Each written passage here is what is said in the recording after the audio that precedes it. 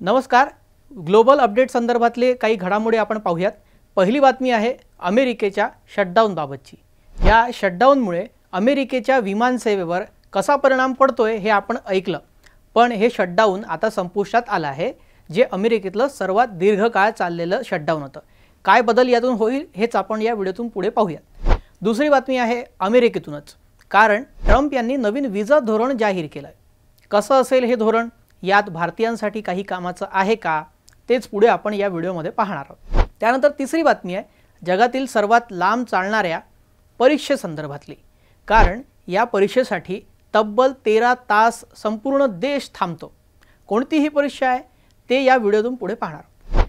चौथी बातमी आहे भारताशेजारील देश बांगलादेशातून.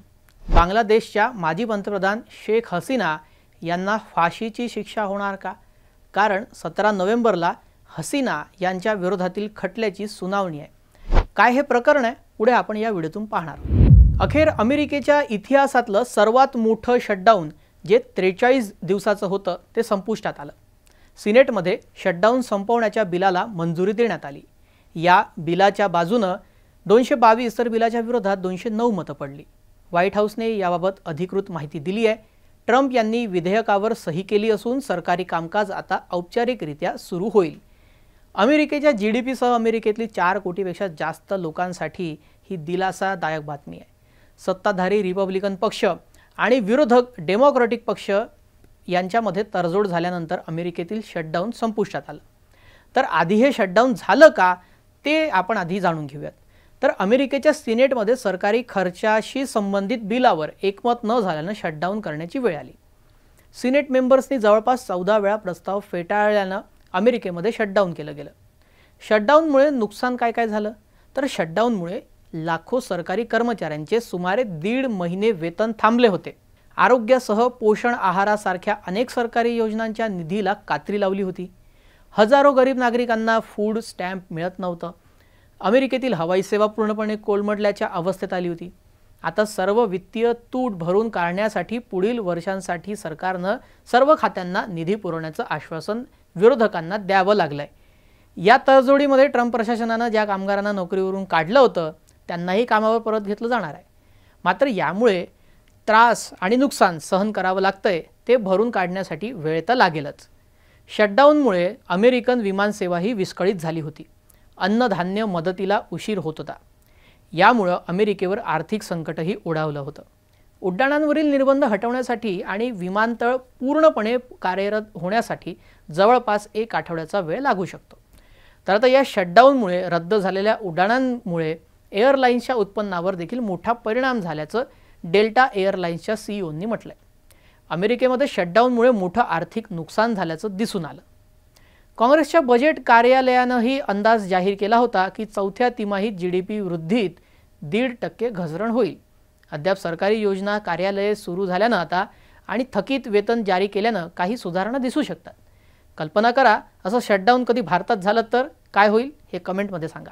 उन्हाळ्यामध्ये पाऊस कधी पडेल हे तुम्ही सांगू शकता का?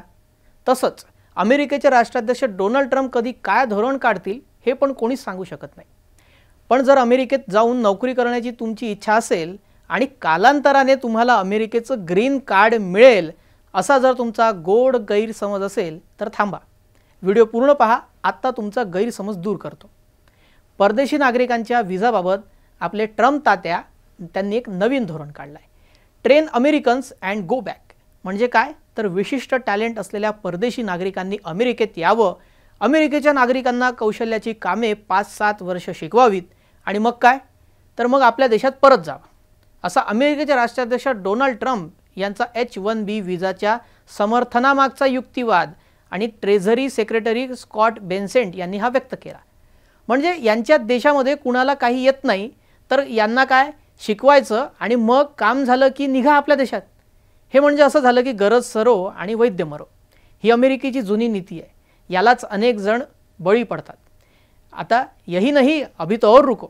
या ट्रम्प महाशयांना सेमीकंडक्टर उद्योग अमेरिकेत हवा आहे. आणि उद्योग करणार कसा, कारण आता अमेरिकेमध्ये विशेष कौशल्य असलेले कर्मचारीच नाही आहेत. अमेरिका सेमीकंडक्टर, जहाज बांधणी किंवा ज्यामध्ये अचूकता असते अशा वस्तूंचं 25-30 वर्षांपासून उत्पादनच करत नाही. त्यामुळे ट्रम्प यांना असं म्हणायचं आहे की अमेरिकेतील कामगार एका रात्रीत जहाज किंवा क्षेपणास्त्र, चिप्स हे सगळं बनवणं शिकू शकत नाही. त्यांना ते काम आलं पाहिजे, त्यासाठी त्यांना प्रशिक्षण द्यावं लागेल. हे विशिष्ट टॅलेंट बाहेरून आम्हाला आणावं लागेल. आम्हाला देशात सेमीकंडक्टर उद्योग आणायचा आहे, असं बेन्सेंटचं म्हणणं होतं. आता सांगा, जायचं आहे तुम्हाला अमेरिकेत? कमेंटमध्ये सांगा. लहानपणापासून तुम्ही परीक्षा तर अनेक दिल्या असेल. लाईफ तशी रोज काही ना काही परीक्षा घेतच असते. पण जोक सपाट, जगातील एक सर्वात लांब चालणाऱ्या परीक्षेबाबत तुम्हाला माहिती आहे का? हो, जगातील सर्वात दीर्घकाळ चालणारी ही परीक्षा आहे, जिचा टाईम आहे तब्बल 13 तास. हो, तुम्ही बरोबर ऐकताय, 13 तास ही परीक्षा चालते. तर या परीक्षेचं नाव आहे CSAT. ही परीक्षा दक्षिण कोरियातील अत्यंत महत्त्वाची आणि जगातील सर्वात कठीण मानली जाणारी कॉलेज स्कॉलास्टिक ॲबिलिटी टेस्ट आहे. ही परीक्षा काही विद्यार्थ्यांसाठी तब्बल 13 तासांपर्यंत चालते. त्यामुळे या परीक्षेला जगातील सर्वात दीर्घ काळ चालणाऱ्या परीक्षांपैकी एक मानली जाते. या परीक्षेदरम्यान देशभरामध्ये विशेष आणि कडेकोट व्यवस्था देखील तैनात करण्यात आली होती. यावर्षी CSATसाठी 5,54,000 विद्यार्थ्यांनी अर्ज केला होता. या परीक्षेतील गुणांच्या आधारे विद्यार्थ्यांना दक्षिण कोरियातील सर्वोच्च विद्यापीठांमध्ये प्रवेश मिळतो. म्हणूनच ही परीक्षा विद्यार्थ्यांच्या भविष्यासाठी निर्णायक ठरते. आता CSAT दरम्यान शांतता राखण्यासाठी सरकारनं ऐतिहासिक पावलं उचलले. विशेषतः इंग्रजी लिसनिंग सेशनच्या 35 मिनिटांसाठी देशातील सर्व उड्डाणे थांबवण्यात आली होती. सैन्य आणि नागरी दोन्ही प्रकारचे विमानतळ व्यवहार थांबवण्यात आले होते.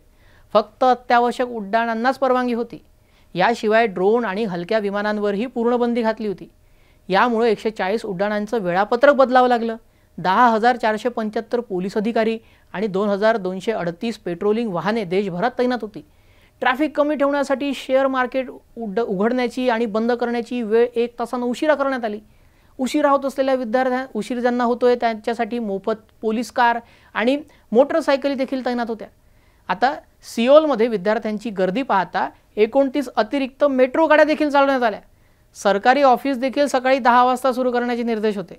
तर ही CSAT म्हणजे काय? कोरियन भाषेमध्ये याला सुनेंग म्हणतात. ही परीक्षा दरवर्षी नोव्हेंबरच्या 3ऱ्या आठवड्यातील गुरुवारी घेण्यात येते. हायस्कूलचे अंतिम वर्ष किंवा पात्र विद्यार्थी ही परीक्षा देऊ शकतात. परीक्षा 5 विषयांची असून साधारण 8 तासांची असते. दृष्टिहीन विद्यार्थ्यांसाठी परीक्षा 13 तासांपर्यंत चालते. दृष्टिहीन विद्यार्थ्यांना इतरांच्या तुलनेमध्ये जरा जास्त वेळ दिला जातो. जर त्यांनी अतिरिक्त विदेशी भाषा निवडली तर त्यांची परीक्षा रात्री ही 10 पर्यंत सुद्धा चालते, म्हणजे जवळपास 13 तास चालू शकते. या कारणामुळे CSAT ही जगातील सर्वात दीर्घकाळ चालणारी लेखी परीक्षा मानली जाते. कोरियातील विद्यार्थी ही परीक्षा उत्तीर्ण होण्यासाठी किमान 3 वर्षे कठोर अभ्यास करतात. सरकारकडूनच 10हून अधिक मॉक टेस्ट घेतल्या जातात. परीक्षेची उत्तरपत्रिका 25 नोव्हेंबरला आणि मार्कशीट 5 डिसेंबरला दिली जाणार आहे. आपल्या देशात फक्त मंत्र्यांसाठीच अशा विशेष सेवा दिल्या जातात. भारतामध्ये देखील सरकारनं विद्यार्थ्यांच्या परीक्षेला अशाच प्रकारे गांभीर्याने घेण्याची गरज आहे. याबाबत तुमचं काय मत आहे? कमेंटमध्ये सांगा. बांगलादेशामध्ये राजकीय भूकंप आलाय. फक्त भारतातच राजकीय घमासान होतं असं नाही, तर जगभरातील देशामध्ये सुद्धा हीच अवस्था आहे. तर या काय झालं काय? बांगलादेशामध्ये माजी पंतप्रधान शेख हसीना यांना फाशीची शिक्षा ठोठावली जाणार का, असा सवाल उपस्थित झाला आहे. कारण सरकारने माजी पंतप्रधान शेख हसीना यांना मानवतेविरुद्ध गुन्ह्यांच्या आरोपामध्ये फाशीची शिक्षा सुनावण्याची तयारी केली आहे. देशातील आंतरराष्ट्रीय गुन्हे न्यायाधिकरणाने गुरुवारी घोषणा केली की या प्रकरणाचा अंतिम निकाल हा 17 नोव्हेंबरला जाहीर केला जाईल. या घोषणेनंतर ढाकामध्ये तणावाचं वातावरण आहे. आता माजी पंतप्रधानांचा पक्ष असलेल्या अवामी लीगनं ढाका बंदचं आवाहन केलं आहे. 3 न्यायाधीशांच्या खंडपीठाने निकालासाठी तारीख ठरवली आणि ढाक्यामध्ये अभूतपूर्व सुरक्षा व्यवस्था तैनात करण्यात आली आहे. जरा आता हा खटला काय आहे ते आपण जाणून घेऊयात, नाहीतर मॅटर काय आहे ते कळणार नाही. या खटल्यामध्ये शेख हसीनांसह माजी गृहमंत्री असदुज्जमान खान यांचं नाव तत्कालीन पोलीस महानिरीक्षक चौधरी अब्दुल्ला अल मामून यांच्यावरही आरोप करण्यात आले. हसीना आणि कमाल दोघांनाही फरार आरोपी घोषित करण्यात आलं. मुख्य सरकारी वकील मोहम्मद ताजुल इस्लाम यांनी 3ही आरोपींना मृत्यूदंड देण्याची मागणी केली आहे. मात्र माजी पोलीस प्रमुख मामून यांनी सुरुवातीला स्वतःला उपस्थित केलं आणि खटल्याचा सामनाही केला, परंतु नंतर लगेच पलटी मारली आणि सरकारी साक्षीदार बनले. याला आपण गव्हर्नमेंट विटनेस म्हणतो. 28 दिवस चाललेल्या सुनावणीमध्ये 54 साक्षीदारांनी साक्ष दिली. त्यांनी 2024च्या विद्यार्थी आंदोलनादरम्यान सरकारनं केलेल्या दडपशाहीचा तपशील मांडला. आता 5 ऑगस्ट 2024 रोजी विद्यार्थ्यांच्या तीव्र आंदोलनानंतर हसीनांचं आवामी लीग सरकार सत्तेवरून पायउतार झालं होतं. सरकारवर आंदोलकांची हत्या, हत्येचा प्रयत्न, छळ आणि अमानवीय कृत्य यासारखे आरोप ठेवण्यात आले आहेत. आता याबाबत शेख हसीना काय म्हणतात तेही पाहावं लागेल. तर त्यांचं म्हणणं असं आहे की हे न्यायाधिकरण कांगारू कोर्ट आहे.